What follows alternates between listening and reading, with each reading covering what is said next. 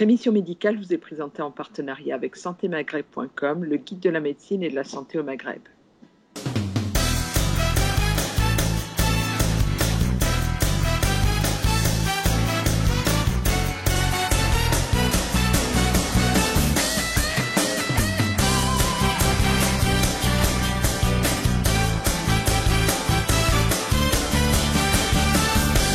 J'ai fait mes études à Alger. Je suis venue ici, j'ai passé toutes mes équivalences pour m'installer en tant que médecin. Oui. Voilà. Tu as toujours voulu être gynécologue obstétricien ou pas? Oui, ah. oui. Il y avait une raison, Nadia? Oui, il y avait une raison. Non, je ne me voyais pas m'occuper comme un ORL d'un oreille, parce que la femme dans sa globalité, au fait. Et puis, il y a de la chirurgie, c'est polyvalent en fait. C'est pour ça que j'ai choisi cette spécialité. Oui, alors on parle souvent de gynécologue obstétricien. Oui, il y a une différence. Ouais. Alors, gynécologue tout court, c'est rare. Il s'occupe de la femme, de la pathologie médicale surtout. Mais gynécologue obstétricien, il s'occupe de la femme enceinte, et toutes les pathologies inhérentes à la femme enceinte, plus la chirurgie.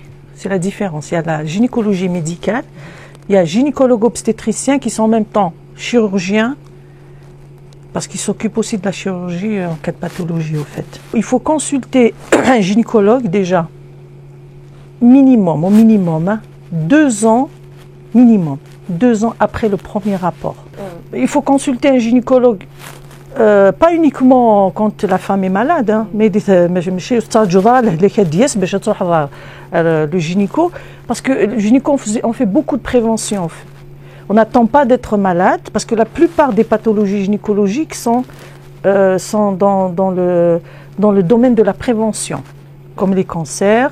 La plupart des cancers gynécologiques, on peut les détecter même 10 ans à l'avance, comme le cancer du col. À le cancer, on peut le détecter et le soigner. Est-ce que justement les patientes, les femmes que tu reçois dans ton cabinet sont suffisamment à l'écoute de leur corps et sont alertées par les signes qui devraient les obliger Ici en France, oui. Ici en France, oui. Oui, parce qu'il y a aussi l'État, la politique de la santé qui se mêle. Les femmes, elles reçoivent plein de courriers, de messages de prévention via les médias, via les journaux locaux, etc., pour se faire dépister. En Algérie, je pense qu'on est un petit peu... Il y a surtout des actions locales via des associations. Mais le désengagement de l'État, il est flagrant. Il n'y a pas de politique nationale de dépistage, comme il se fait en France, le dépistage du cancer du col, du cancer du sein, comme il se fait ici en France ou dans les pays développés, quoi. Il y a une phrase de ma grand-mère. Avant ma grand-mère, quand tu prononçais le mot cancer, un jour, j'ai reçu un coup de pied. Elle me fait, je sais pas, je lui dis que un tel avait un cancer. Quel cancer? Déjà, quand tu dis le mot cancer, tu ne dois pas le prononcer devant les enfants, ni devant les nouveau-nés. Il faut dire quand tu dis cancer, c'est comme si c'était une fatalité qui tombait sur la tête. Il ne faut pas l'évoquer. Et quand on l'évoque, c'est parce que c'est une fatalité, c'est un truc comme Daoussou, comme quelque chose qui tombe sur la tête. Non, on n'en est plus à ce stade. Maintenant, on est dans le préventif. On peut détecter les cancers à l'avance. Ils sont soignables. Enfin, on peut en guérir de 97 à 100%. On parle de la France, pour la politique de prise en charge. Il y a des femmes qui sont quand même... Moi, je connais des femmes qui ont un certain niveau de vie, niveau intellectuel, se font dépister individuellement. Elles font des dépistages individuels. Elles vont d'elles-mêmes chez le gynéco, faire leur frottis, faire leur mammographie, etc. Mais elles ne sont pas nombreuses en Algérie. En Algérie, c'est un dépistage individuel. En France, qui coûte très cher. C'est pour ça il faut un certain niveau de vie, soit intellectuel, soit financier.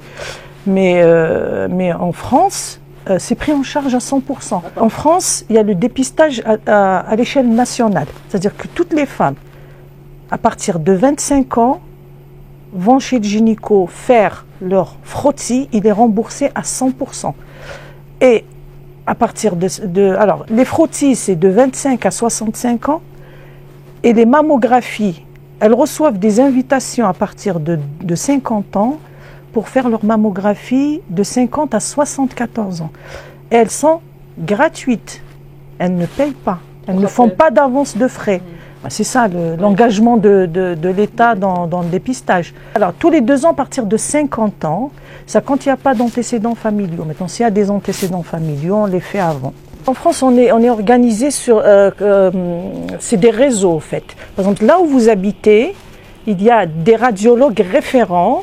On vous donne les adresses, vous vous présentez, vous faites votre mammographie. Surtout, ce qui est important, c'est la double lecture. C'est-à-dire le premier radiologue lit les clichés, un deuxième radiologue va lire le cliché,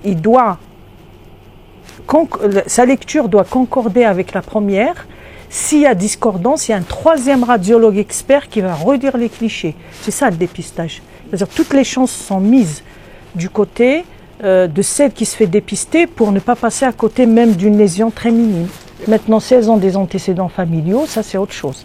Ça, elle rentre dans un autre cadre du dépistage, qui est notre rôle d'ailleurs, en posant des questions. Est-ce qu'il y a des cancers dans la famille? S'il y a des cancers dans la famille, suivant les chiens, soit c'est la grand-mère, s'il y a beaucoup d'ascendants, de collatéraux qui ont des cancers du sein, ça rentre dans un autre cadre du dépistage. On n'attend pas 50 ans, bien sûr. Voilà, on n'attend pas 50 ans, on dépiste le plus tôt possible. Le cancer du sein, c'est le premier cancer de la femme. On a 50 000 nouveaux cas par an en France. Je ne connais pas les statistiques en Algérie, mais le premier cancer, c'est le sein, même ici en France. Mais ils sont récupérables à 98% sur 5 ans. On a des femmes qui se font dépister, on a un taux de survie à 98% sur 5 ans. À 5 ans, on a 98% de femmes qui sont encore vivantes et qui se font suivre. L'autopalpation, on ne demande pas aux femmes de se diagnostiquer, mais juste de connaître leur sein. Donc voilà, une fois par an, après les règles, parce qu'avant les règles, les seins sont douloureux et on touche plein de boules. On palpe les seins, on coupe le sein virtuellement en 4. On palpe pas surtout, pas avec le bout des doigts, parce qu'on touche toujours le sein n'est pas lisse. Donc on palpe à plat, avec le plat des mains, le cadran, les 4 cadrans, et puis c'est tout. On leur demande juste de détecter s'il y a une boule. Mais bon, les seins assez bonaissés, etc., c'est quand même difficile. Alors, il faut savoir que le cancer du sein, il ne se développe pas du jour au lendemain. Entre la première cellule cancéreuse et la palpation d'une boule, il faut minimum 1 an, 3 ans. Donc, si elles se font palper les seins par le gynéco déjà une fois par an, c'est déjà bien.